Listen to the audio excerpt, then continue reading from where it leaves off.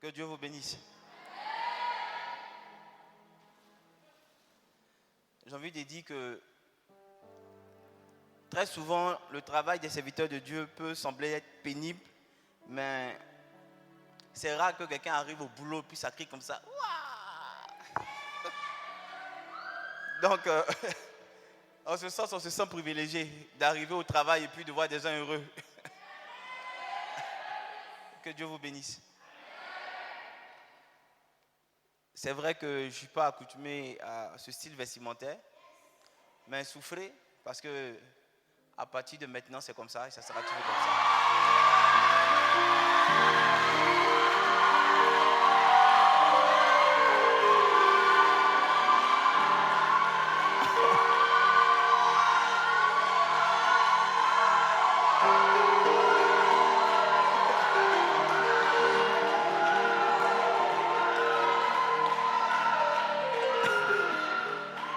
Amen, amen, amen, amen.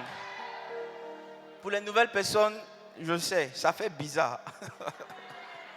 Je sais, ça fait bizarre. Ici, on ne fait pas le culte de la personne, non. Mais en fait, la joie que vous ressentez lorsque les gens acclament, eux-mêmes, si vous leur posez la question, aïe, pourquoi vous acclamez? Ils ne peuvent pas vous dire pourquoi ils acclament. Ils ne peuvent pas vous dire. C'est la pure grâce de Dieu. Je ne sais pas comment vous expliquer ça. C'est la grâce que Dieu a manifestée pour nous. Donc, ils se réjouissent, pas pour moi, mais ils se réjouissent sans le savoir de ce que Dieu a fait pour nous tous.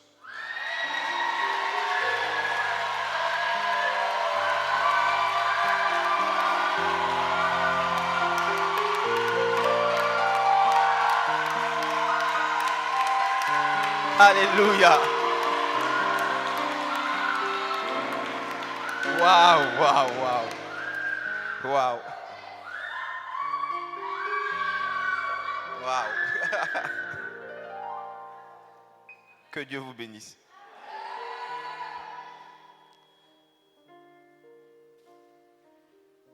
Waouh.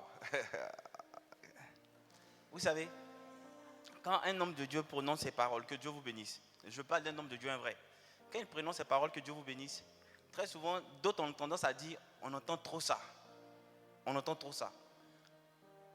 Mais je suis en train de vous dire que, en tout cas, moi je ne parle pas pour faire plaisir. Ceux qui sont ici savent que la plupart du temps, tous mes messages sont des dégammages. Donc quand je dis que Dieu te bénisse, c'est que ce n'est pas moi qui dis que Dieu te bénisse.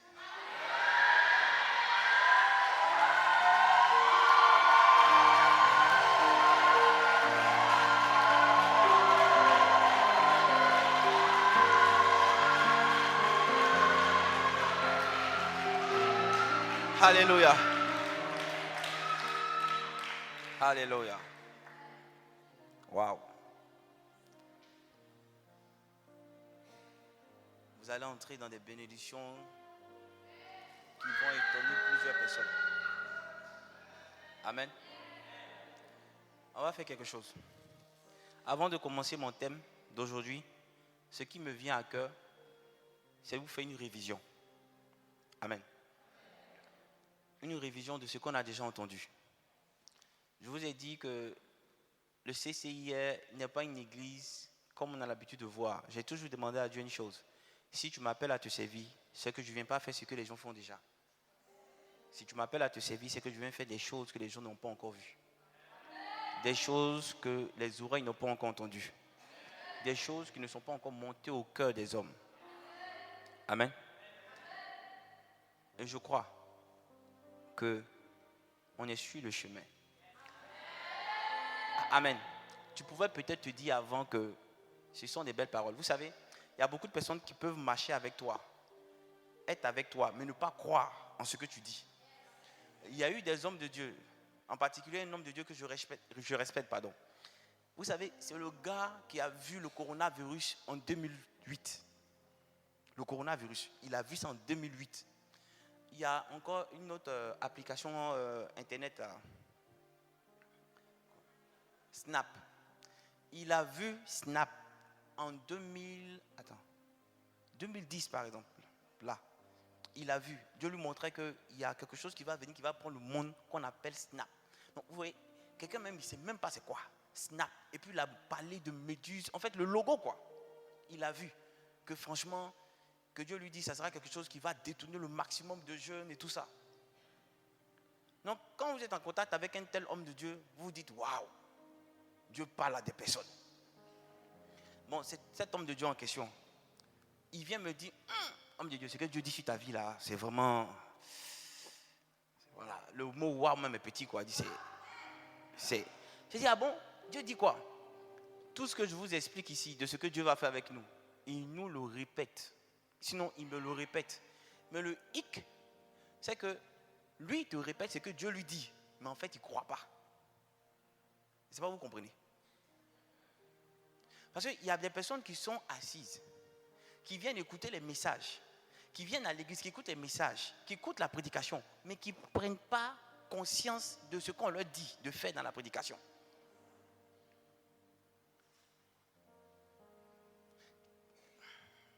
Vous savez, Dieu nous aime.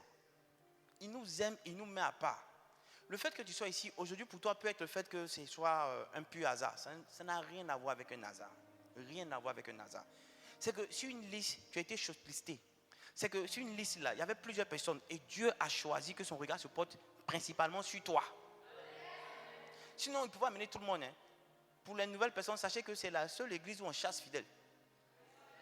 Non, on ne cherche pas à être beaucoup, mais on sera beaucoup. Est-ce que vous voyez la nuance? On ne cherche pas, mais on le sera. Comprenez une chose. Et c'est dans la vie de tous les jours. C'est des petits conseils que je vous donne. Écoutez bien. Ce sur quoi vous courez, ce que vous recherchez, si cette chose prend le dessus de votre cœur, vous ne l'aurez pas. Combien de fois je vous ai donné les secrets de la réussite ici en vous disant que recherchez premièrement le royaume des cieux. Tout vous sera donné par-dessus tout. Je ne vous ai rien dit d'autre que ça. Je vous ai pris ma vie en exemple. Mais plusieurs ont pensé que ce que je disais de ma vie était faible. Ils cherchaient des choses sensationnelles. Des choses à un autre niveau. La climatisation est un problème? Ah. Non, ce n'est pas la veste là même. Je vois le peuple qui se souffle là. C'est compliqué. Amen. Ok. Donc ce que je veux dire c'est quoi? C'est que comprenez, si vous n'entrez pas dans le plan de Dieu, vous n'entrez pas dans la logique divine, il vous sera difficile de pouvoir impacter. C'est clair. Quelqu'un qui a créé le monde, qui vous a créé, il te dit voici comment tu dois marcher pour aller de l'avant. Toi tu décides de dire non, Seigneur, en réalité je veux avancer parce que quand je regarde devant, c'est la colline, il faut que je prenne. Il te dit oui, mais pour arriver à cette colline-là, moi je te dis retourne-toi. Tu dis non. Les gens sont en train d'avancer. Regarde, ils sont beaucoup sur le chemin. Il dit oui, eux, ils sont beaucoup sur le chemin. Mais toi, tu ne fais pas partie de leur acabit. Tu n'es pas fait de la même envergure qu'eux. Toi, retourne-toi. C'est en te retournant que tu vas arriver plus vite. Mais vous refusez d'entrer dans cette logique. Je vous ai dit, j'ai fini l'école, sorti major de ma promotion. Mais je ne suis pas allé chercher travail. Bon, pardon, je suis allé chercher travail. Je ne gagnais pas de travail. J'ai fait un entretien, on m'applaudit, on me dit c'est très bien, on ne m'appelle pas. Mais c'est quand j'ai commencé à dire, bon, je vais me mettre à fond dans cette histoire de Dieu là. Commencer à être utile à l'église. Commencer à être utile par rapport même à l'homme de Dieu. C'est là que moi j'ai pu voir la main de Dieu agir. Le travail est venu à moi et est venu sous une petite forme. Qui n'avait même pas les compétences que j'avais. Quand j'ai pris jusqu'à aujourd'hui, jusqu'à ce que je démissionne bien entendu, je n'ai pas manqué de quelque chose, j'ai travaillé. Jusqu'à ce que moi, je suis toujours monté dans voiture concessionnaire. Donc je disais à quelqu'un que si, quand je travaillais là, on ne m'a pas fait monter dans voiture France au revoir. Ce n'est pas quand il travaille pour le boss que j'ai monté dans voiture France au revoir. S'il y a une voiture qui coupe cœur, qui peut couper ton cœur, tu dis, c'est quelle voiture ça là? C'est ce que tu as à voir en 2021. Quand tu vas voir l'homme de Dieu, tu dis, hey, c'est que ça? Hey, papa. Tout le monde va commencer à savoir que c'est papa, daddy. Oh, ça c'est mon daddy. Il ne faut pas arriver à là pour croire. ce que je dis là, marche dedans. Parce que vous savez, le chemin là, il est grand. Nous tous, on doit y entrer. Ne laissez pas une seule personne entrer. Si je suis devant, je vous montre le chemin. C'est moi qui fais les expériences. Et puis je vous dis, si tu vas sur la gauche, voici ce qui peut t'arriver. Ne va pas sur la gauche, reste au milieu. Mais si tu marches avec moi, ou que tu es avec moi, que tu ne suis pas ce que je dis, tu ne pourras pas arriver où je suis en train de partir. Amen.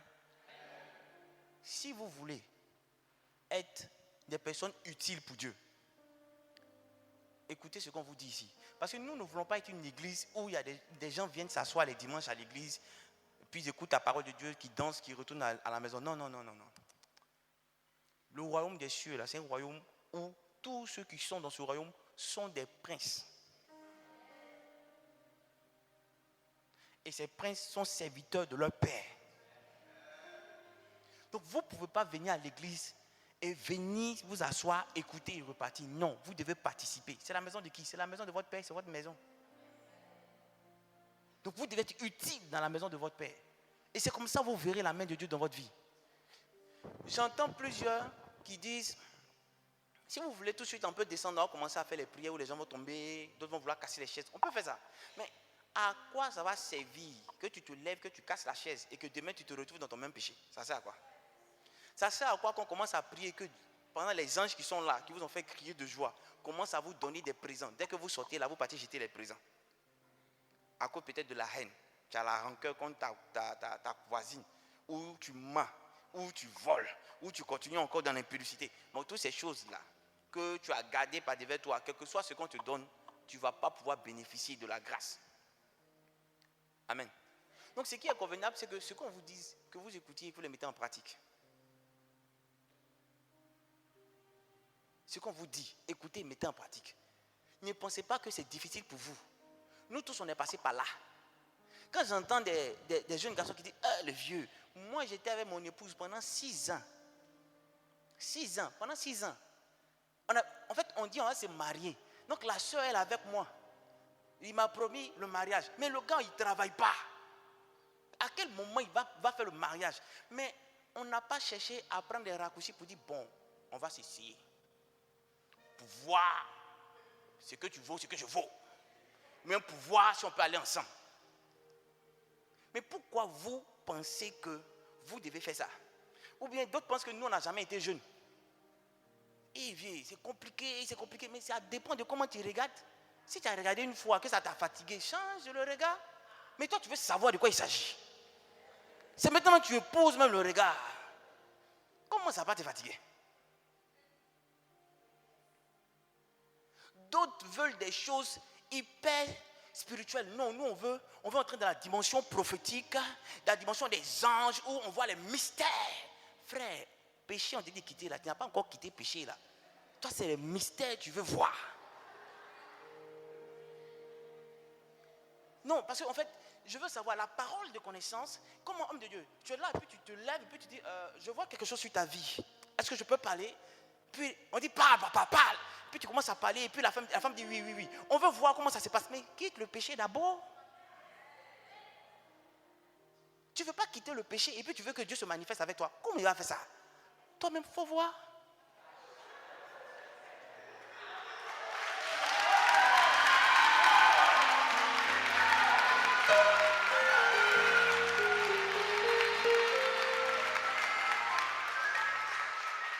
C'est l'avantage d'être un homme de Dieu avec les cheveux blancs, mais qui n'est pas vieux.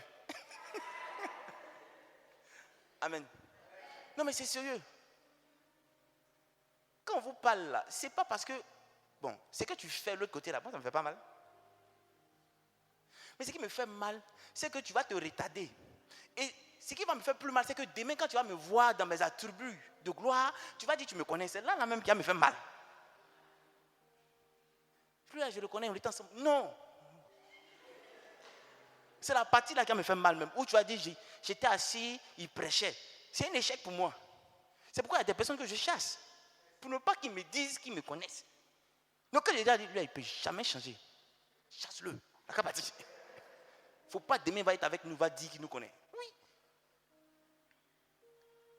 On a parlé de disponibilité. Combien d'entre vous seront disponibles pour Dieu? Combien d'entre vous seront disponibles pour Dieu? Si aujourd'hui, par exemple, quand je venais, j'ai des amis avec qui j'ai fait l'université qui était en train de m'aider. Je les ai vus, ils ont partagé sur un de nos groupes, j'ai vu qu'ils étaient ensemble. Puis j'ai dit, ah mais les gars, vous ne pouvez pas être ensemble sans moi. Ils ont dit, bon, tout ça c'est long. Viens nous trouver. On va manger. J'ai dit, mais prêcher. Il dit, c'est ça qui n'est pas bien là. Tu te plains pendant que tu sais que tu ne peux pas venir. Mais oui, si d'autres personnes n'étaient pas prédicateurs de service, ils allaient préférer arriver là-bas. C'est-à-dire que d'autres viennent à l'église. Oui, d'autres viennent à l'église. Pourquoi? Parce qu'elles ont quelque chose à faire à l'église. Donc, si elles n'ont rien à faire, c'est qu'elles ne doivent pas passer des chaises, ne doivent rien faire, tu ne vas pas les voir. Donc, d'autres viennent à l'église simplement pour ça. D'autres se rappellent de l'église, vous savez quand? Le dimanche. Non, dimanche. Parce que samedi, c'est que tu prêches, c'est que si tu te rappelles samedi, c'est que dimanche matin, il y a culte. Donc, comme c'est l'après-midi, là, ils ont le temps de faire la grâce matinée. Puis ils disent, ah, il est midi, on ne peut même pas manger à cause de l'histoire d'église là même. Et que l'église, on doit se lever l'après-midi pour aller travailler, on ne peut même pas manger même. C'est compliqué cette histoire-là. Vous n'êtes pas disponible pour Dieu. Vous pensez que Dieu fait de la préférence? Il ne fait pas de la préférence. Pourquoi Dieu bénit un serviteur ou bien bénit une personne plus dangereusement qu'une autre? À votre avis, pourquoi? C'est simplement que les deux serviteurs de Dieu, là, il y a un qui lui donne plus d'importance, qui lui accorde plus d'importance que l'autre. Vous êtes peuple de Dieu. Pendant qu'il y a un qui prie en Chine, toi, tu préfères dormir. Pourquoi tu veux que toi, en tes os, et lui qui est en Chine, n'a qu'à le laisser? Combien de fois vous montrez à Dieu l'importance qu'il a pour vous? On a parlé de disponibilité. Vous n'êtes jamais disponible pour Dieu. On a parlé d'engagement et de détermination. À quel moment vous montrez votre engagement et détermination? À quel moment vous montrez votre engagement et votre détermination? Mais pour les trucs bizarres, vous êtes engagé, déterminé. Mon type, il y a un oui, aïe. Il faut faire en partie. Ou bien mon type, c'est comment? C'est un samedi soir. Ouais, c'est un samedi soir gagnant. Attends, il te fait signe. Tu peux rester en train de veiller à côté du téléphone parce qu'on t'a dit on te fait signe. Il y a d'autres même WhatsApp là, ils rafraîchissent seulement, les statuts là. Les mêmes statuts, ils regardent seulement. Ils rafraîchissent. Moi, quand même sur WhatsApp là, il y a des personnes type, ils même voient leur statut. S'ils m'ont bloqué, ils savent qu'ils m'ont bloqué. Mais si tu ne checkes pas les gens comme ça, là, comment tu as fait les aider pour qu'ils changent? Amen. Disponibilité, détermination, engagement. On a parlé la dernière fois de quoi? De fidélité et de loyauté. Fidélité et loyauté. Vous savez, pour moi, ces éléments que j'ai cités là, tu peux être disponible. Tu peux montrer de l'engagement, de la détermination. Mais tu ne pourras pas tricher au niveau de la loyauté et de la fidélité. Le reste là, tu peux tricher. C'est-à-dire que quand je dis, hey, c'est comment? Ouais, Daddy, je suis là, disponible. Bon, j'ai besoin de quelqu'un pour déplacer la chair, déplacer la baffe. Le gars, il est engagé, il est déterminé. C'est-à-dire qu'il peut soulever la baffe. Tant que je n'ai pas encore dit, on doit déposer ça sur sa tête. Pour montrer son engagement. Mais où il ne pourra pas tricher là, c'est au niveau de la loyauté. Mais même la fidélité, tu peux tricher. Pourquoi? Parce que la fidélité là, c'est montrer ton attachement à l'engagement. Donc il y a un côté sentimental. Donc tu peux montrer que tu aimes l'homme de Dieu. Mais vous savez qu'il y a des gens qui peuvent montrer qu'ils t'aiment en réalité, qu'ils ne t'aiment pas. Ils peuvent montrer qu'ils t'aiment, mais en réalité, ils ne t'aiment pas. Donc là, c'est compliqué même de pouvoir savoir. Mais où tu peux les attraper, c'est au niveau de la loyauté. Mais la loyauté, là, va avec la loi. C'est quelque chose de moral. Là, tu peux les avoir là. Tu vois, ils vont te montrer qu'ils n'ont jamais été avec toi. Donc, pour ma part, tu peux être disponible. Tu peux être engagé. Tu peux être déterminé. Tu peux même me faire croire que tu es fidèle. Mais si tu n'es pas loyal, tu n'as rien fait. Pour moi, c'est les 5. Si tu n'as pas les 5, tu n'es pas avec nous. C'est que tu n'es même pas avec Dieu. Le dernier point sur lequel je veux aujourd'hui vous partager comme secret, je vous ai parlé aussi j'ai parlé aussi de la souffrance. Je veux dire que la souffrance était le chemin qui menait au succès ou à la gloire. La souffrance était l'un des chemins. Parce qu'il y a la souffrance et il y a la patience. Des gens qui disent qu'ils veulent marcher avec Dieu mais qui ont peur de souffrir. En quoi est-ce que toi tu deviens chrétien? Parce que ton maître, lui, il a souffert. Aujourd'hui, j'étais en train d'écouter un truc d'Oufoué Boigny où il disait que lui, il allait à l'école de la souffrance très tôt. Qu'à 3 ans, il a perdu soit sa mère et à 5 ans, son père, un truc comme ça. Qu'il allait rapidement à l'école de la souffrance, que ça n'a pas été facile pour lui. Mais regardez ce qu'il est devenu. Celui qui refuse de souffrir, refuse de connaître Dieu. On ne connaît pas Dieu dans l'abondance, on connaît Dieu dans la souffrance. Quand Dieu s'est révélé aux gens, il s'est toujours révélé aux gens dans la souffrance. Il veut avoir une intimité particulière avec Abraham. Il appelle Abraham hors de sa maison, dans le désert. C'est là-bas qu'il commence à entretenir une relation particulière avec Abraham. Il veut travailler avec qui? Moïse. Il fait sortir Moïse du palais de Pharaon pour avoir une relation, pour commencer à former Moïse. Où ça? Dans le désert. Demain, quand d'autres vont constater mon élévation, ils se demanderont, qu'est-ce qui s'est passé? Comment est-ce que je peux être autant élevé? J'ai eu l'habitude de dire ici que chaque fois, je le dis, que quand ça va se passer, d'autres diront que j'ai fait fétiche. Pour Magie Système, on dit, non, tu es quoi, cheval? Là, non. Moi, on va dire, tu es dromadaire. On tout dit. Mais les gens ne savent pas que des personnes comme nous, là, on a été formés depuis longtemps. Oui. Notre formation, on n'a pas refusé, on n'a pas fui la formation. D'aucuns vont me dire, mais toi, tu es un privilégié. Ce n'est pas parce que tu es un privilégié. Je sais faire de Dieu mon privilégié.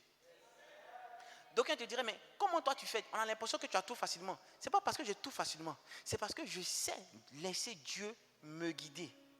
C'est parce que je sais laisser Dieu m'amener à comprendre la leçon qu'il veut m'apprendre. Sachez que dans chaque souffrance, dans chaque difficulté, il y a une leçon que Dieu veut vous apprendre.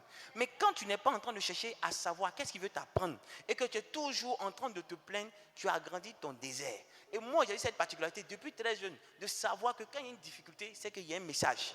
Donc, je commence à chercher le message au lieu de me plaindre de la difficulté. Or, très souvent, des personnes, même étant chrétiens ou serviteurs de Dieu, se plaignent même de la difficulté. Pourquoi c'est moi qui souffre toujours? Pourquoi c'est moi? Pourquoi? C'est pourquoi il y a beaucoup de personnes qui croient connaître Dieu, mais qui ne vont jamais voir leur vie changer ou être transformée, qui seront toujours dans la même souffrance. Pourquoi? Parce qu'elles ont passé leur temps à se plaindre. Elles n'ont jamais compris ce que Dieu attendait d'elles. Elles ont toujours voulu régler leurs problèmes avec la mentalité humaine. C'est pourquoi elles sont tout le temps dans cette souffrance.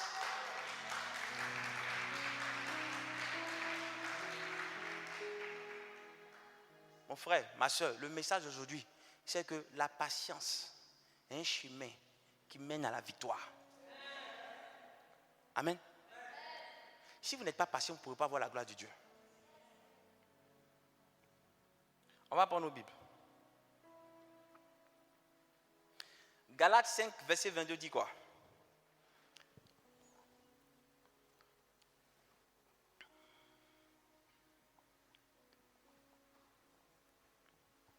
Amen.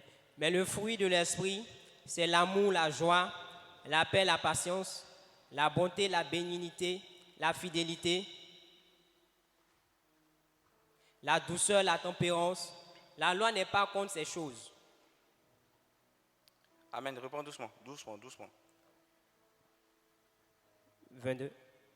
Mais le fruit de l'esprit, c'est l'amour. Mais le fruit de l'esprit, c'est l'amour. Allons-y, continue. La joie, la paix, la patience, la bonté, la bénignité, la fidélité, la douceur, la tempérance. La loi n'est pas contre ces choses. Amen. Amen. La patience aussi, on dit, dans le dictionnaire, on dit la patience est l'aptitude d'un individu à se maîtriser face à une attente, à rester calme dans une situation de tension ou face à une difficulté. Ça, c'est ce que le dictionnaire te dit. L'aptitude d'une personne à rester calme dans une situation difficile, pénible, compliquée, à garder son sang-froid, en d'autres termes. Mais en fait, si on veut maintenant entrer dans le thème, je ne vais pas d'employer le thème religieux, mais c'est un peu ce que je veux dire, c'est que vous comprenez que la patience est un fruit de l'esprit, donc c'est une vertu. C'est-à-dire que le fruit de l'esprit, là, quand Dieu dit le fruit de l'esprit, il cite 9 éléments, mais il dit le fruit de l'esprit. Vous comprenez? Il ne dit pas les fruits de l'esprit, il dit le fruit de l'esprit. Et puis il cite 9 éléments.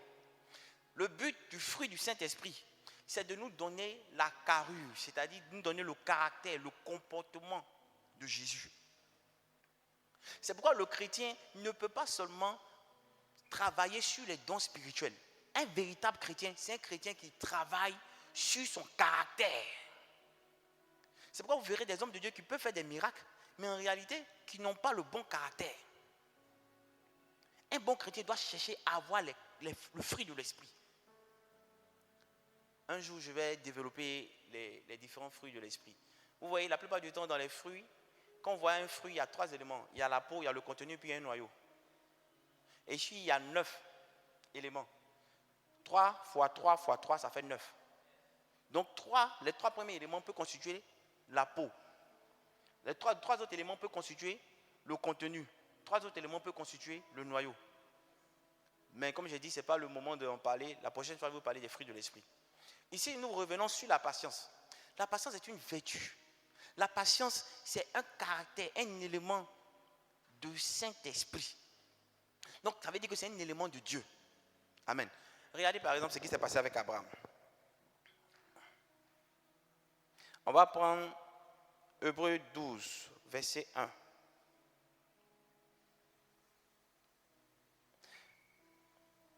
Non, prends Romains 4, verset 18. Romains 4, verset 18, s'il te plaît.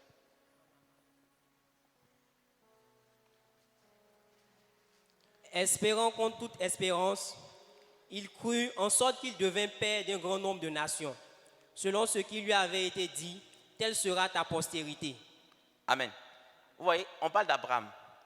Pour celui qui est nouvellement converti, quand tu es chrétien, que tu décides de marcher à la suite de Jésus-Christ, vous savez, marcher à la suite de Jésus-Christ, c'est de dire que nous reconnaissons Jésus comme le chemin par lequel nous devons passer pour atteindre le Père. L'homme peut penser qu'il y a plusieurs chemins, mais pour atteindre le Père, le véritable chemin, c'est Jésus-Christ. Amen. Et Jésus te dit que lui n'est pas venu parler de son propre chef, mais il est venu parler de ce que Dieu lui a demandé de dire. Il est venu parler de la mentalité du Père. Il est venu divulguer la mentalité du Père. Il n'est pas venu nous divulguer sa propre mentalité. Il n'est pas venu nous divulguer sa pensée, mais il nous a dévoilé la pensée du Père. Il dit, nul ne peut voir le Père sans passer par lui. Nul ne connaît le Père, sauf celui qui est descendu du Père. Celui qui l'a vu, a vu le Père. Est-ce que vous comprenez? Donc Jésus est venu nous montrer comment accéder au Père. Donc par Jésus, nous allons dans le royaume des cieux. Quelqu'un me suit jusque-là? Mais quand Jésus vient, il te dit, quand il te parle, chaque fois qu'il te donne une instruction, il y a une promesse. Vous savez pourquoi on dit Jésus il est fidèle? Il est fidèle parce qu'il tient ses promesses. On ne peut pas voir la fidélité de quelqu'un tant qu'on ne voit pas les promesses. Donc quand Jésus te dit, je suis fidèle, la grande partie de sa fidélité, c'est parce qu'il tient sa promesse. Et la Bible dit que même quand nous demeurons infidèles, lui il demeure toujours fidèle. Est-ce que jusque-là quelqu'un me suit? Donc, quand on fait une promesse à Abraham qui n'a pas d'enfant, qui est vieux, sa femme est vieille, et puis on lui dit que lui sera père d'une multitude, qu'est-ce que la Bible nous dit? On dit, il a espéré contre toute espérance. Ça veut dire quoi? Il a été patient.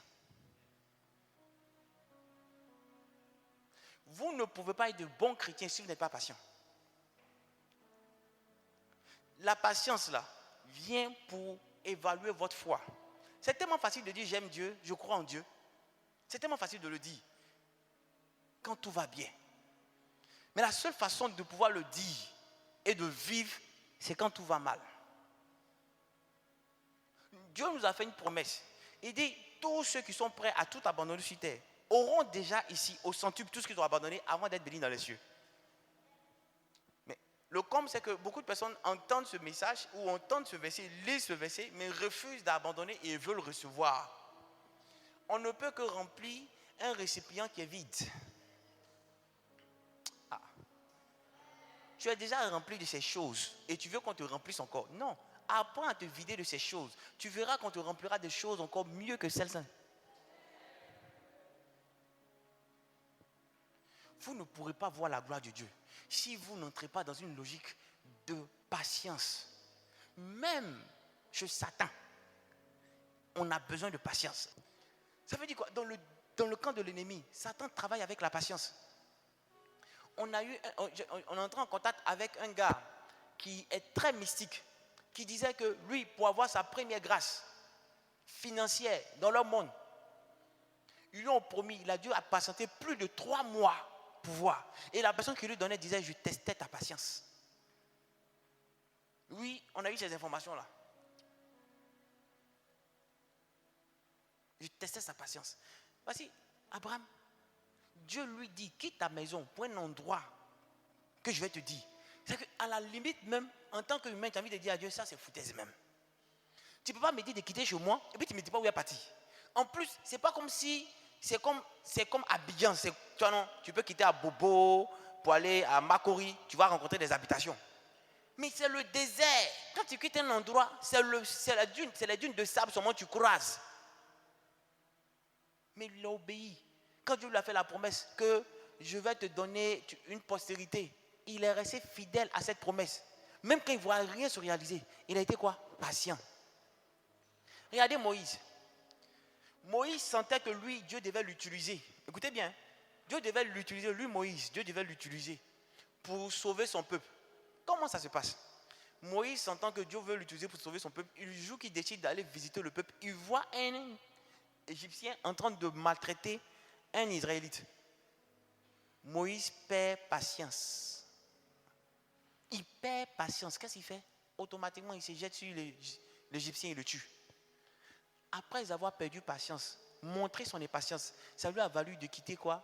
Là où il était bien à l'aise. Et il se retrouve dans le désert.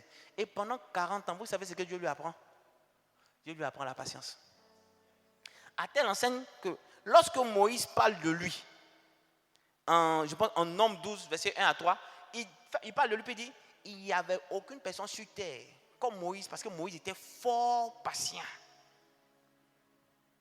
Quelqu'un qui a passé 40 ans dans le désert, derrière des moutons. Le but de Dieu, c'était de lui apprendre la patience. Mais comment se fait-il qu'aujourd'hui, les chrétiens que vous êtes, vous n'aimez pas être patient? Dès que vous vous convertissez, on vous dit que votre Dieu bénit pour vous, il doit vous bénir en même temps. Vous devez tout avoir en même temps. Vous devez tout faire en même temps. Tout, c'est en même temps. En fait, on est entré dans un monde où tout est devenu un peu rapide. J'ai tout ce que je veux en un clic. Avant, quand on disait qu'on devait faire des exposés, on partait chercher encyclopédie. Si tes parents n'ont pas encyclopédie, va à la bibliothèque. Si toute la classe doit faire exposer, il faut arriver le plus tôt, le premier. Sinon, tu vas attendre qu'ils finissent de déposer l'encyclopédie avant de prendre. Et Dieu merci, ceux qui ont créé l'encyclopédie faisaient ça par lettres d'alphabet. Donc A, c'est gros comme ça. L'encyclopédie A, tous ceux qui sont passés, qui ont marqué le monde dont le nom commence par A, c'est dedans. Et c'est dedans on faisait les recherches pour pouvoir aller faire nos exposés. Mais maintenant, aujourd'hui, en un clic, on a tout. Et on a tout facilement, à telle enseigne que ça devient la mentalité. Tout le monde se dit qu'on doit tout faire, on doit tout avoir rapidement, tout doit être accéléré. Donc ça fait qu'on n'a plus cette patience-là. On n'a plus cette patience. Et c'est ce qui joue aujourd'hui en notre défaveur. Les chrétiens sont plus patients. Dieu peut dire à un chrétien, je vais te lever. Je vais te lever. Il va chercher lui-même à aider Dieu. Si Joseph était de notre monde, Joseph n'allait jamais réussir sa mission. Parce que Joseph allait dire à Dieu, non, en fait, il y a eu erreur de téléchargement dans ce qui concerne ma bénédiction. Tu m'as dit qu'il serait à la tête. Mais ce qui a été téléchargé sur ma vie, là, c'est la souffrance. C'est la prison, c'est l'esclavage. Et puis ça prend trop de temps. Or, tu m'as montré ça 2 fois. Ça veut dire que la chose est déjà arrêtée. Donc si la chose est déjà arrêtée, c'est que je dois pouvoir manifester ça maintenant. Qu'est-ce qui se passe? Et c'est ce qui fait que beaucoup de chrétiens perdent leur bénédiction. Pourquoi? Ces chrétiens ne savent pas attendre. Et ces chrétiens sont toujours en train de donner la gloire à qui? Satan. C'est Satan qui m'attaque. Eux, ils voient tout en Satan. C'est Satan qui m'attaque. C'est Satan qui m'attaque. Ils vont commencer à monter des moments de jeûne, ce qui n'est pas forcément mauvais. Commencer à attaquer l'ennemi. Toi, esprit d'échec ou esprit de non-accomplissement. J'ai commencé, je n'ai jamais pu terminer. Je mets le feu sur toi.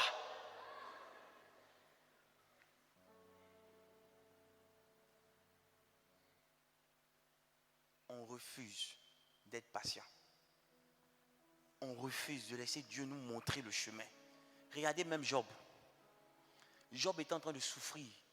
Il n'y a pas un moment où Job a montré de l'impatience. Où il a commencé à vouloir insulter Dieu. Non. Job est resté calme. Jusqu'à ce que Dieu le visite à nouveau. Mais pourquoi quand Dieu vous promet l'élévation, vous êtes en train de douter de l'élévation et vous cherchez des gens pour vous aider? Et votre impatience vous amène à sortir du plan de Dieu. Parce que vous cherchez toujours à aider Dieu. Des gens, si Dieu leur dit, ils vont voyager pour aller faire leurs études aux États-Unis, ils ne vont plus faire quelque chose, ils vont commencer à défiler dans les ambassades. Chercher les visas même, c'est bon. Ils vont chercher des bourses. Lui, il sait qu'il n'a pas bonne moyenne. Il va commencer à chercher bourse. Comment faire pour avoir bourse? Après, quand il va voir qu'il n'a pas la moyenne pour bourse, il va défiler là-bas pour voir est-ce qu'il ne peut pas avoir un ken. Est-ce qu'il n'y a pas un ken ici, là? Combien je dois donner pour avoir le visa? Oui, c'est la mentalité. Pourquoi ne pas faire confiance à Dieu?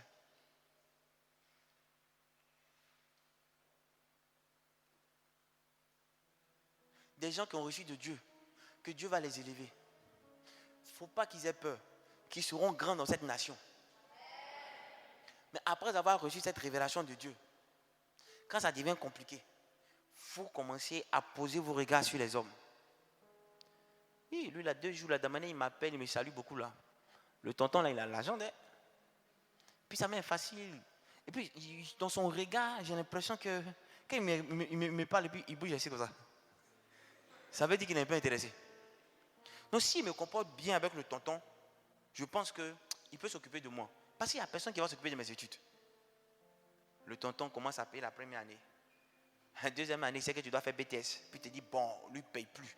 Or, BTS, là, si tu ne soldes pas, on ne va pas te donner tes papiers. Donc, le tonton commence le chantage. J'ai fait comment? La vie, là, c'est comme ça. Si tu ne donnes pas quelque chose, ils ne vont pas faire pour toi. C'est ce que Dieu veut que je fasse. Bon, j'ai fait.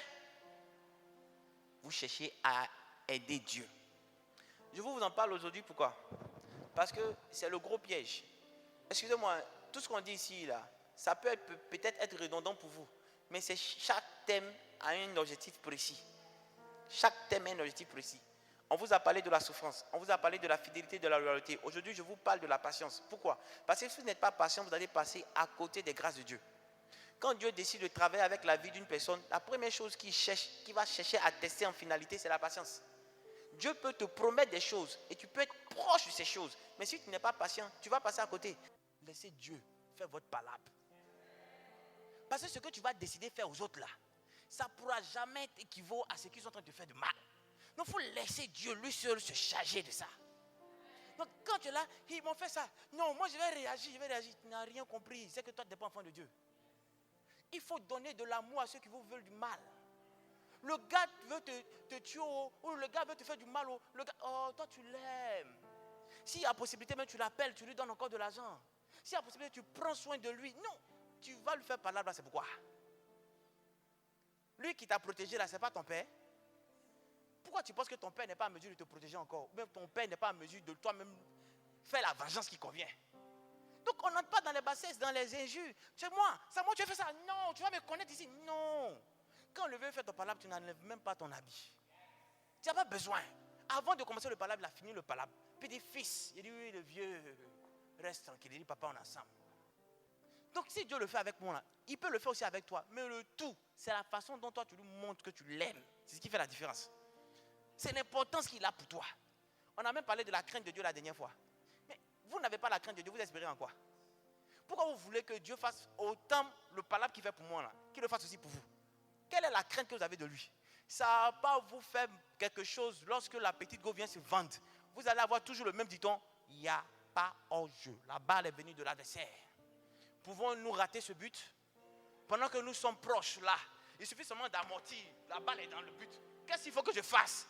Seigneur, toi-même, il faut voir. Oui. Mais nous, pendant que la balle vient et que le gardien sort lui-même exprès et que le poteau est vide, nous on court, on sort du terrain. Les gens de ce monde vont dire tu es un gaou, tu ne vaux rien. Ils n'ont qu'à dire tout ce qu'ils veulent. Ce qui est sûr, mon Dieu et les anges sont en train de se réjouir parce que j'ai été obéissant.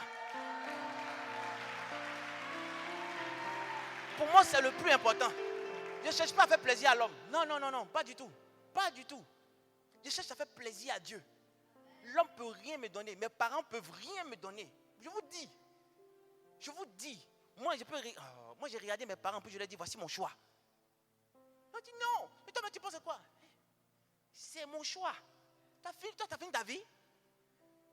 Si moi, ils vont me donner des comptes. Si elle meurt là, ce n'est pas à toi, ils vont demander des comptes. C'est à moi, ils vont demander des comptes. Je t'ai appelé pour faire la médecine. Pourquoi tu allais faire la comptabilité? C'est à cause de maman. Maman veut qu'elle fasse comptabilité. Mais pourtant, tu avais les dons de médecin. Tu devais être un chirurgien particulier. J'ai mis toutes tes compétences en toi pour que tu sois chirurgien. Pourquoi tu n'as pas fait médecine? Maman dit elle veut que je sois expert comptable. C'est ce que tu allais dire au vieux là-bas. Sachez, moi j'ai appris très tôt que les parents là sont des alibis pour nous faire venir au monde. Mais je dois les respecter. Maintenant, s'ils sont en train de me demander de sortir de la grâce de Dieu, c'est là où la Bible me dit qu'il n'est pas venu pour apporter la paix. Oui. Je respecte. Mais si tu me dis de faire quelque chose d'autre que ce que Dieu me dit, non. Moi, mon premier Esther, 3 jours de jeûne sec. La première fois qu'elle fait Esther, moi, elle finit à l'hôpital. Sous perfusion. On me demande de manger. J'ai dit, hey, je ne mange pas. On dit, c'est quoi ça? C'est quoi? Ben, les parents sont bons catholiques, donc tu étais un bon catholique. C'est quoi ça? C'est quoi ça? Tu es entré où? Tu pries où? Mais c'est du fanatisme ça. Non, c'est pas normal. Est-ce que Dieu te demande de faire ça? C'est quoi ça? J'ai dit, tant que mes 3 jours n'arrivent pas, il n'y a pas quelque chose qui entre dans ma bouche. Vous avez pu me prendre mauvais ici. Hein. Je n'ai pas pu fuir parce que j'étais tombé. Mais au moins, ce qui est de mon ressort, nourriture n'entre pas dans ma bouche, l'eau n'entre pas dans ma bouche. Il dit, il a fait 3 jours. Il a fait mes 3 jours. Quand vous vous comportez comme ça, vous montrez à Dieu que vous êtes de lui.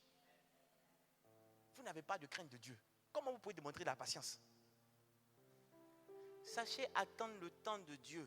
Vous pouvez être dans la bonne chose. Vous pouvez être la bonne personne. Mais c'est le temps de Dieu qui est le meilleur des temps. Sachez discerner le temps de Dieu. Je me pose la question, est-ce que vous avez... C'est que je prie même pour ce pays. Est-ce que la Côte d'Ivoire pourra... La Bible pourra reconnaître le temps de Dieu. La Bible dit, qui a reconnu le bras de l'Éternel? Qui a reconnu la main de l'Éternel? Ça veut dire que pendant que Dieu est en train de visiter Israël, Israël n'avait pas reconnu la visitation divine. Et moi j'ai peur pour ce pays. Parce que pendant que Dieu sera en train de visiter ce pays, est-ce que ce pays reconnaîtra la main de Dieu? Est-ce que ce pays reconnaîtra que Dieu est en train de le visiter? Parce que quand Dieu visite un pays, il ne prend pas des personnes qui sont éclatantes. Il prend toujours des personnes qui ont qui sont viles d'apparence. Et c'est ces personnes-là qu'il prend pour leur montrer au monde. Le soleil de la Côte d'Ivoire s'est levé.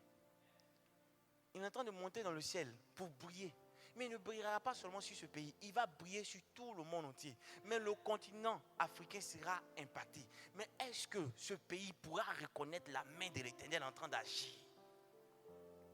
Parce que là où le pays n'a pas pu arriver, il y aura une personne que Dieu va mandater pour amener ce pays-là dans ses profondeurs.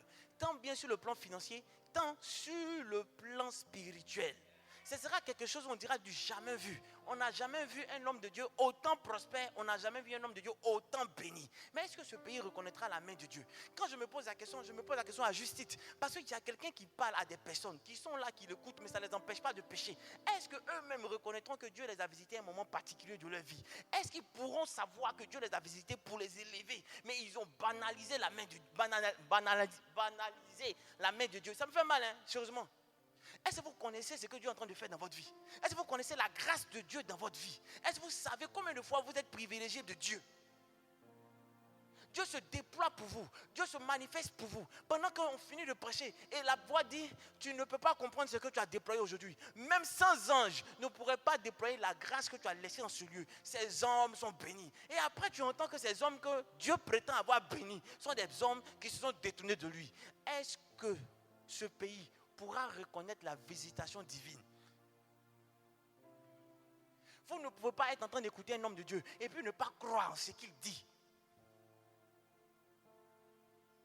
Vous ne pouvez pas marcher avec une personne et puis ne pas croire en ce qu'elle dit. Ça n'a pas de sens. Pourquoi vous voulez forcément voir pour croire?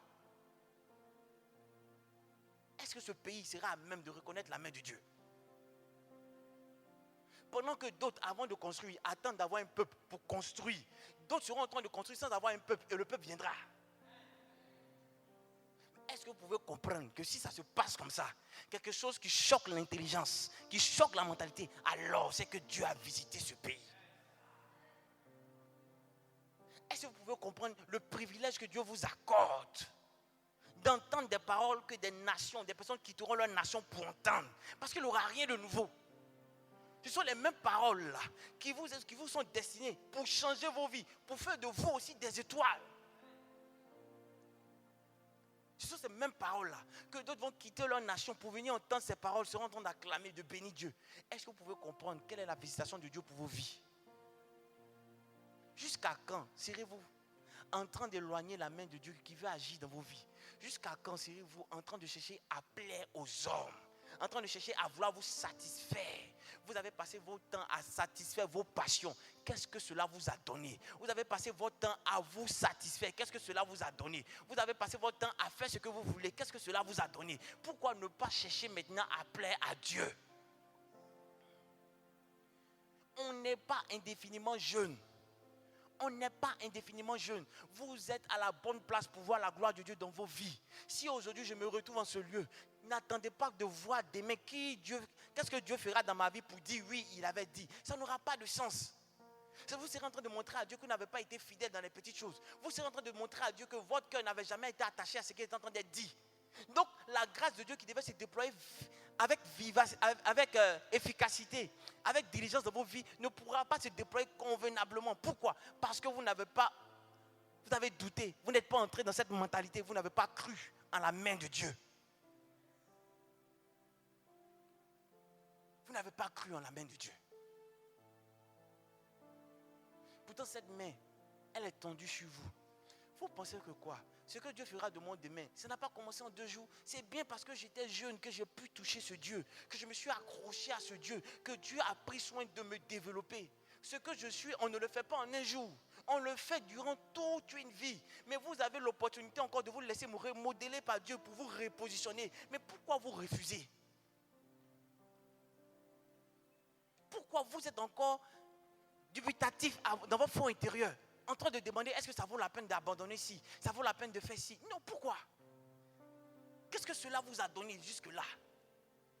Vous avez entendu la voix de Dieu, vous avez entendu la parole de Dieu, mais qu'est-ce que vous avez fait de cette parole? Chaque dimanche, vous venez, vous entendez, qu'est-ce que vous faites de cette parole? Est-ce que vous les mettez en pratique? Non.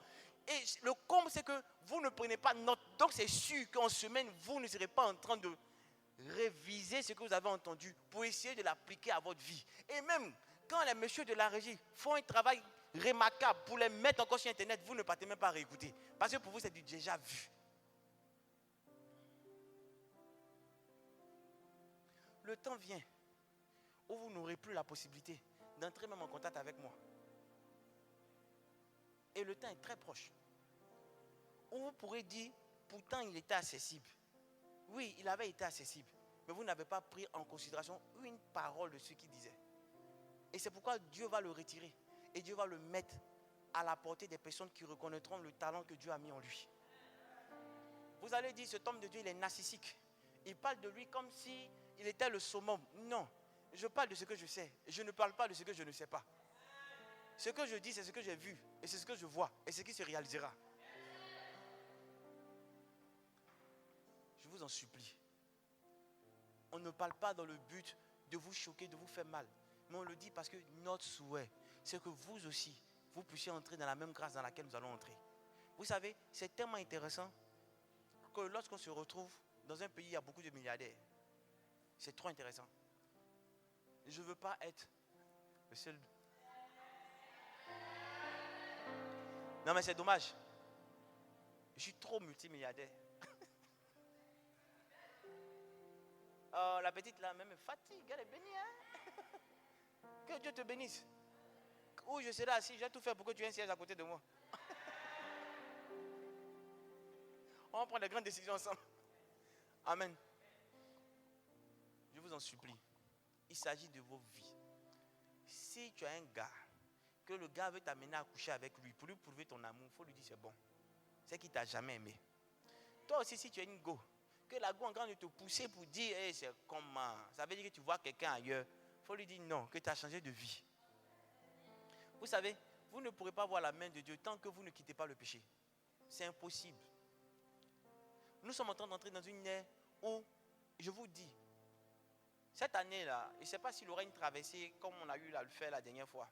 J'ai vu des images sur Facebook de certaines personnes qui m'ont fait rire, qui m'ont montré que la traversée de 2019 à 2020, ce qui s'est passé, c'était quoi? C'est que les gens étaient venus bien habillés et puis ils sont repartis très sales, quoi.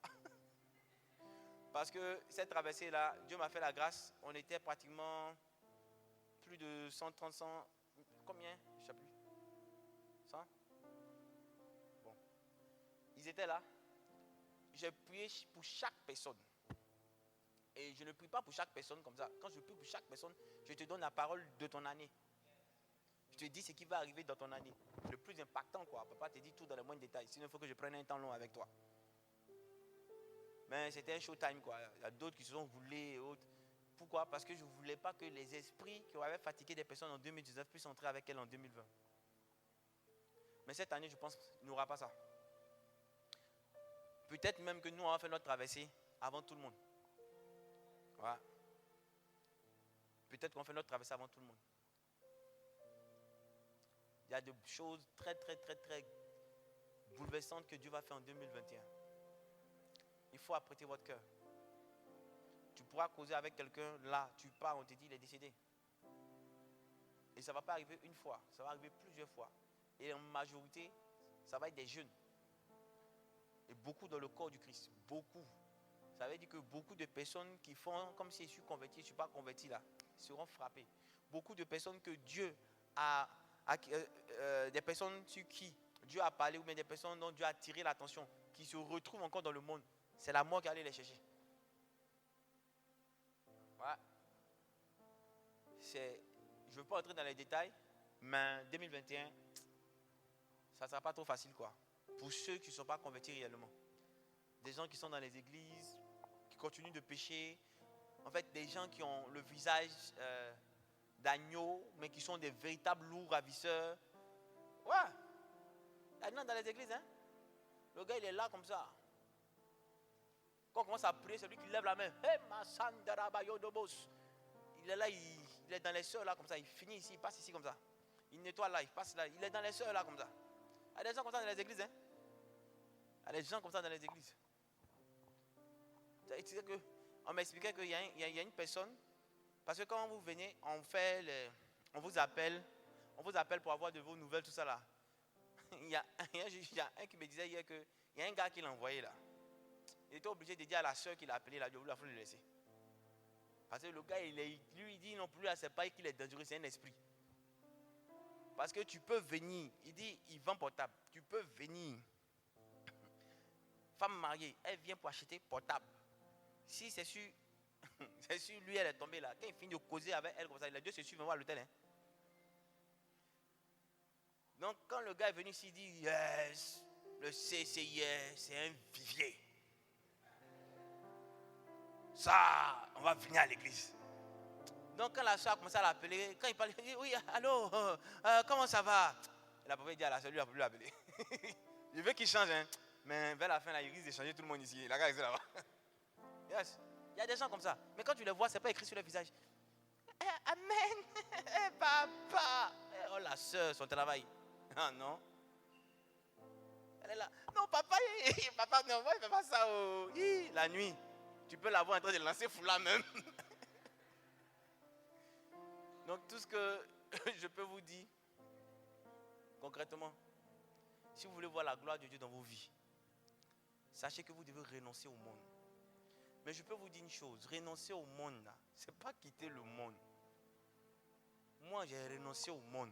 Mais ce n'est pas pour autant que je suis bizarre. J'ai des cheveux blancs. Si on dit concours de danse, il danse mieux que toi. Non, pour te dire, si on dit, on nous donne l'argent, puis on a qu'à se saper, nous deux, on a qu'à entrer pour se saper, tu vas regretter. C'est même somme, hein, pas que moi, beaucoup que toi. Nous deux, même somme, puis on entre dans un magasin. Non, il ne sait pas, c'est quoi vous appelez ne pas vivre votre jeunesse. Il ne sait pas c'est quoi. Est-ce que vivre la jeunesse, il faut forcément être un Casanova, ou bien une prostituée, ou bien quelqu'un qui connaît tous les hôtels. Non, ici, là-bas, le matelas, le matelas, il y a plus dedans. Ah, la soeur, comment tu connais là-bas? Est-ce que c'est ça que vous appelez vivre? C'est quoi? Sortir chaque samedi, aller vous asseoir dans un coin, vous n'avez même pas l'argent, c'est fumer chicha? Commander un jus d'orange 2000, attendre que quelqu'un vous drague, vous buvez par millilitre le jus là, un peu, juste espérant que quelqu'un vienne là pour dire bonjour chérie, comment ça va? Je vous paye la consommation. Asseyez-vous. C'est ça, on appelle la jeunesse? Ou bien faire des records entre vous? Non, moi je te montrer. On a vu ce que tu as fait. On dit des jeunes, ils font des patous. Et puis, ils montent, ils balancent ça sur les groupes WhatsApp. Et puis, les gens notent. Et puis, on dit à un groupe qui a perdu, que l'autre était original. Il dit, hey, samedi prochain, c'est quand on montrer. C'est ça, être jeune? Vous ne voyez pas que Satan est en train de vous détruire avec cette histoire du sexe là? Vous ne voyez pas que c'est ce qui prend votre tête? Vous ne pouvez pas faire autre chose. C'est qu'il n'y a même pas un péché qui vient dans ta tête en premier si ce n'est pas sexe. C'est que tous les péchés doivent tourner autour du sexe. Tu ne comprends pas que l'ennemi est en train de prendre ton cœur. Ah, on a qu'à te dire ça comment? Tout, sexe. Mais tu ne vois pas que ce n'est même pas un esprit même. Parce qu'à la limite, l'esprit même est en train de devenir ta personne. Donc tu es en train de faire un avec l'esprit. Parce que tu ne peux pas réfléchir à autre chose si ce n'est pas sexe. Si tu planifies un mensonge, c'est que derrière, il y a un flirt. Il y a des gens aussi qui viennent à l'église, qui se disent qu'on est tellement chrétiens, que eux, ils ne vont pas coucher. Mais ce sont des professionnels du flirt. Et ils savent flirter en WhatsApp. Alors, ça va? Oui. Ben, note vocale. Oh, je m'entends ta voix. Ben, oh, vocale. Et ça, c'est le frère ou la soeur chrétienne. Nous, on ne fait rien. C'est le flirt que vous êtes en train de faire là. Si le frère là, lui, n'a plus de data, tu vas trouver un autre. Tu as des data pour continuer ton flirt. À quoi? Remarquez, vous savez pas, c'est votre vie qui est en jeu. Les gars, le sperme là, c'est votre sang. Et dans le sang, il y a l'âme. Est-ce que vous savez que, bon, peut-être que vous savez, mais vous pensez que c'est faux. Il y a des filles qui sont mandatées pour récupérer le sperme et aller vendre. En fonction de l'étoile de la personne là, il y a 300 000 qu'elle peut avoir simplement pour une nuit. Mais toi, va te finir. Toi, tu as l'impression que c'est une go facile. Non. Mais toi, tu lui as donné 50 000, elle a eu 300 000. Toi, seul, tu veux 350 pour elle. Oui, est-ce que vous savez ça? Demoiselle, est-ce que vous savez que quand vous partez avec les hommes là, ils vous laissent leur code génétique? Qu'il suffit simplement de passer par l'appareil génital, on va savoir combien de... On va savoir, oui, c'est montré scientifiquement. Donc je ne sais pas à quoi vous jouez. À un moment donné, il faut penser que tu es une mauvaise porte ou bien une mauvaise serrure, toutes les clés ne doivent pas t'ouvrir. À un moment donné, il faut penser à ça. Que toi, ta clé là, tu ne dois même pas être encore fabriquée, tu dois attendre même. On ne peut pas essayer vachette, on ne peut pas essayer, et tout passe. À un moment donné, il faut arrêter de laisser passer les clés. Faites un effort. Je vous parle là, parce que la fin d'année arrive, tous sont en train de prévoir des plans dangereux. Hey, pardonnez. Est-ce que vous savez, c'est que Jésus a souffert à la croix. Est-ce que vous savez combien de fois Jésus a souffert de cette mort atroce? Et le comble, c'est qu'il ne souffre pas de cette mort pour des personnes qui sont bonnes. Non, c'est pour des mauvaises personnes comme nous et pour des personnes qui sont en train de le tuer. Donc, est-ce que vous comprenez que chaque fois que vous péchez de façon délibérée, vous êtes en train de dire à ce Dieu qui s'est livré à la croix afin de vous sauver, que vous vous foutez éperdument de son sacrifice, que vous ne l'avez pas envoyé? Est-ce que vous comprenez ça? Quelqu'un qui a décidé de vous racheter de la mort. Et vous dites non, nous on aime bien la mort. Laisse-nous mourir en paix. Est-ce qu'on peut faire ça? On peut faire ça. À un moment donné, arrêtez. Vous ne comprenez pas que par les relations sexuelles, on vous vole tout ce qu'il y a de vital en vous. On vous vole tout ce qu'il y a de vital en vous. Pourquoi ce sujet-là, vous ne voulez pas laisser? Faites-moi prêcher un jour sur le mensonge. Mais toujours je veux passer à un autre niveau, c'est sur ça que Dieu m'envoie. Pourquoi vous ne voulez pas changer? À ton âge, là, tu lui dis que tu l'aimes, là. Lui, il peut te donner quoi? Toi, tu peux lui donner quoi? Comment vous allez vous construire? Et les gars ont 21 ans, 22 ans. Je te présente, oui, c'est lui. Je pense qu'on s'est connus et tout va bien. Donc, nous sommes ensemble. Tu as quel âge? J'ai maintenant 20 ans. Toi, tu as quel âge? 22 ans. Aïe. Moi, jusqu'à 25 ans même, je ne pouvais pas laisser quelqu'un venir chez moi à la maison. Il n'y avait pas de femme qui pouvait passer jusqu'à 25 ans. À telle enseigne que le jour que ma maman a vu mon épouse actuelle, c'est ma maman qui m'a poursuivi, qui dit qu'il n'a jamais envoyé femme ici. Et la fille, là, je la vois, elle est respectueuse, elle est bien. On va tout faire, l'année qui vient, on va aller la doter. Ça ne souffre. En fait, toi, tu n'es pas en train de faire palabre pour dire, hey, comment j'ai fait pour dire à mes parents quand ils demandaient sa main. C'est comme ça se passe. Mais si ça s'est passé aussi facilement, c'est parce que nous, on ne s'est pas donné dehors. On ne s'est pas donné dehors. Le mariage, c'est bien. Quand Dieu dit c'est dans le mariage qu'il faut qu'il y ait rapport là, c'est bien pour quelque chose. Et si jusqu'aujourd'hui tu n'es pas encore marié, c'est parce que justement tu n'es pas encore prêt pour ça. La Bible dit ne réveille pas l'amour qui dort avant qu'il ne le veuille. Parce que quand l'amour qui dort est réveillé trop tôt, conséquence d'engaille.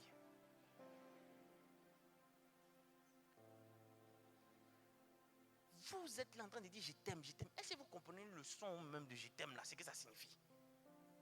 Est-ce que vous pesez le contour de je t'aime? Ce n'est pas un je t'aime qu'on dit comme ça à son frère, non.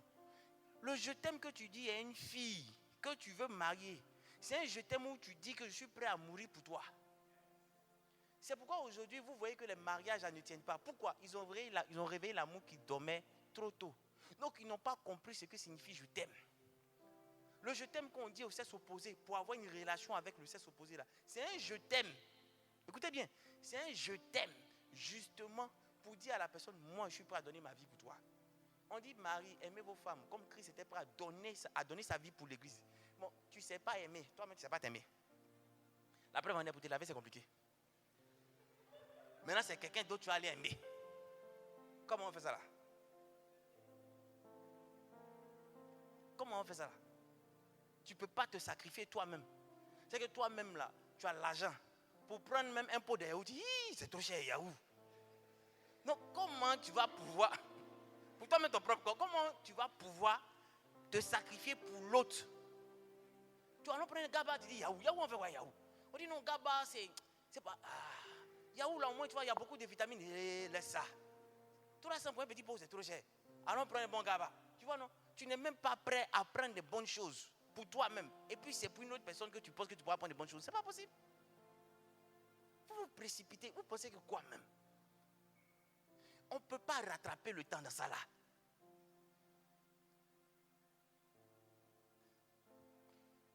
Je vous en supplie. Il s'agit de votre vie. Vous savez, Dieu va m'élever. Mais vous comprendrez que si Dieu m'a élevé là, c'est parce que Dieu m'a donné les forces de pouvoir combattre cette mentalité là. Et c'est ce que je veux que vous puissiez avoir. Oui. Vous devez être béni. Ça n'a pas de sens que vous veniez à l'église et vous ne soyez pas béni. Il y a trop d'églises. Et les églises sont remplies de personnes qui pêchent et qui s'en foutent. C'est pourquoi on veut vous communiquer la crainte de Dieu. Ayez peur de Dieu. Craignez Dieu. Ce n'est pas notre ami. Quand il dit ne fais pas, il ne faut pas faire. Et puis encore, il y a beaucoup parmi vous qui pêchent et qui justifient leur péché. Non, ce n'est pas de ma faute. Ce n'est pas de ma faute. Ou bien, est-ce qu'ils vont trouver des justifications quoi, pour dire que non, c'est une situation atténuante. Bon. Quand tu te comportes comme ça, tu penses que tu as sorti du péché. Quand tu te comportes comme ça, tu ne peux pas sortir du péché. Arrivé un moment là, il faut pouvoir assumer. Seigneur, je reconnais que j'ai fait ça. Oui, ça m'a plu quand je faisais. Mais je ne veux plus faire ça. Quoique ça me plaise. Pourquoi? Parce que toi, ça te fait mal. Et mon rôle en tant que fils, ce n'est pas que mon père ait mal. C'est que mon père soit fier de moi. Amen. Est-ce que vous pouvez prendre l'engagement de comprendre ça et de le mettre en application? Vous savez, on le dit vous parce que c'est la blague. Mais quand vous allez entrer dans le monde professionnel, si vous n'arrivez pas à dominer sur ces choses qui sont aussi viles, vous ne pourrez pas dominer sur la corruption. Je vous dis, vous ne pourrez pas dominer sur la corruption. Si je vous dis ce que j'ai subi dans la corruption, on vient te présenter l'argent pendant qu'il n'a même pas un rond. On te propose des deals pendant qu'il n'a même pas 5 francs. Puis tu dis, ce n'est pas mon problème.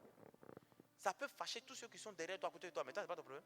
Pourquoi? Pour faire plaisir aux gens, moi, j'ai venu corruption. Ça fait bizarre. Corruption. Pot de vin. Pour faire quoi? J'ai vendu moi mon intégrité. J'ai vendu la grâce que Dieu m'a donnée pour faire plaisir à quelqu'un. Non. Si vous ne changez pas de vie, vous ne pourrez pas être de ceux qui vont changer la mentalité des Ivoiriens et du monde entier. Parce que ce que vous ne comprenez pas, si j'insiste, c'est parce que Dieu est en train de vous choisir pour faire de vous des personnes particulières pour changer les mentalités. Mais si vous ne changez pas votre mentalité ici, comment vous allez pouvoir changer les mentalités de ceux qui sont de l'autre côté? C'est ça. Tu dois, même si tu n'as rien à manger, que le gars te présente tout et qu'il te propose d'aller avec toi. Hey, si tu meurs, tu vas aller voir Dieu. Il faut lui dire ça. Il faut dire, si je meurs là, je vais aller voir Dieu. Donc si ça plaît à Dieu que je meurs comme ça, je vais mourir comme ça. Si vous n'arrivez pas à avoir cette foi folle pour montrer aux hommes que votre amour pour Dieu, on ne peut rien faire, les hommes vont toujours chercher. Satan va chercher toujours les voies et moyens. Parce qu'il s'est dit que l'homme a un prix. Vous savez ça, non? Il s'est dit que si 5 millions ne peut rien te faire, c'est que 10 millions peut te faire quelque chose. Si toi, l'argent ne te fait rien, c'est que le garçon peut te faire quelque chose. Donc il te dit, il va se dire, toujours, il se dira que tu as un prix. Donc tant que tu ne montres pas de la haine pour montrer que toi, tu n'as pas de prix, que ton seul prix là, c'est d'obtenir Dieu, ils seront toujours en train de, toujours près de dire. Vous savez qu'aujourd'hui, il y a des garçons même qui sont prêts même à donner à la Palmeraie par exemple. Je me rappelle de ce jeune homme là. Un jeune homme mignon, grand détail. Il y a un monsieur qui l'a vu, qui lui a dit, il va lui donner 200 000 pour coucher avec lui. Et le comble, c'est que le jeune homme était en train de... Il était en train de réfléchir. Et puis il réfléchit à haute voix dans le baka. Dans le temps, je prenais le baka, bien entendu. Il réfléchit à haute voix dans le baka. Et son camarade qui est à côté, lui-même, c'est le père du diable. Son camarade même l'a dit, aïe, il a zaï, hein. S'il avait dit nous, on allait prendre, puis c'est nous, on allait lui faire ça, on allait pouvoir moins accepter. C'est qu'il n'est même pas en train de lui dire, il ne faut pas prendre. Il dit, le monsieur a déconné. S'il était pour prendre, et puis lui-même, il avait fait ça au monsieur là. Il a dit, mon type, il faut partir. C'est un coup pour rien. Je vous en supplie, changez de mentalité. Il ne faudrait pas que quelque chose vous amène à sortir du plan de Dieu. L'argent là, on laisse ça sur la terre. Il ne faudrait pas que votre amour pour l'argent ou bien votre volonté de vouloir sortir des situations difficiles vous amène à ne pas attendre le temps de Dieu. Parce que la patience, la véritable patience, c'est savoir attendre le temps de Dieu.